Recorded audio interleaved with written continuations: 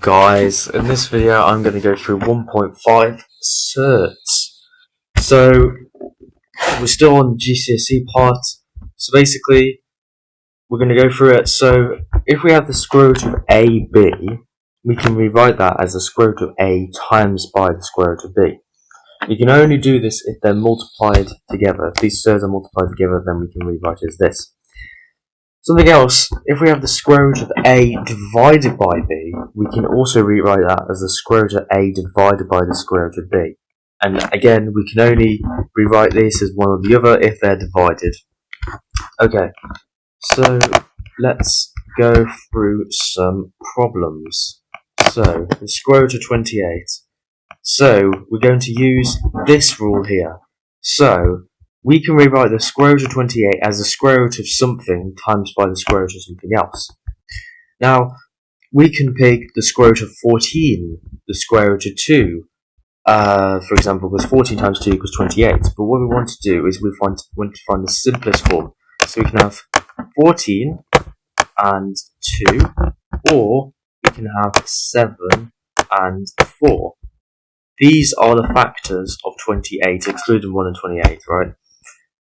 So 7 and 4 will be a better option.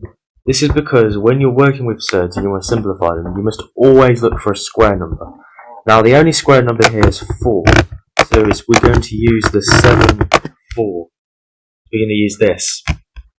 So we can rewrite the square root of 28 as the square root of 7 times by the square root of 4.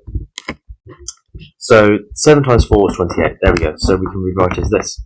Now the square root of 4 is actually a number, it is 2. So we can rewrite this as 2 times root 7, or we can just write 2 root 7. So if we have a whole number times by 7, you can just put the whole number just outside to get 2 root 7 as the final answer. Moving on to the second question. So now we have double brackets, 7 minus the square root of 11, all times by 2 plus the square root of 11. Now we're just going to use FOIL, so we have the first part of the first bracket times it by the first part of the second bracket, to 7 times 2 is 14, 7 times root 11 is plus 7 root 11. We'll then do minus root 11 times by 2, get minus 2 root 11. We then do minus root 11 times root 11 to get minus 11. So finally, 14 minus 11 is 3, and then the 7 root 11 minus the 2 root 11. This is important here. If we have something root 11 minus something else of root 11, we subtract the whole numbers. So in this case, we have plus 5 root 11 as a final answer. This is different to here. This is the square root of AB equals the square root of A times by the square root of B. If we're minusing them, then we just deal with the whole numbers. Square roots don't play a part in this.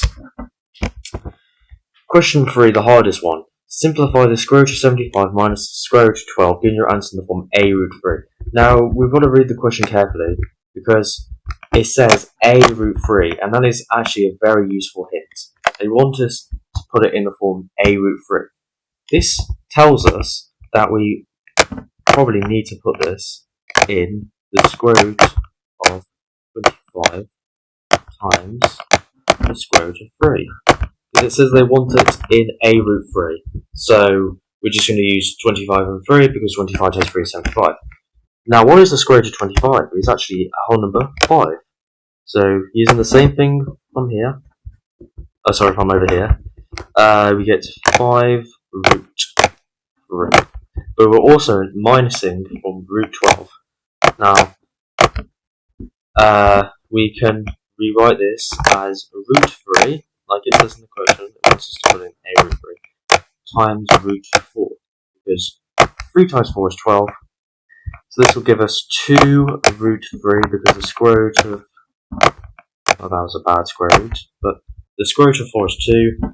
Now we can minus them, and now we just deal with the whole numbers first. 5 minus 2 is 3, and then the square root of 3. There we go, that is our final answer.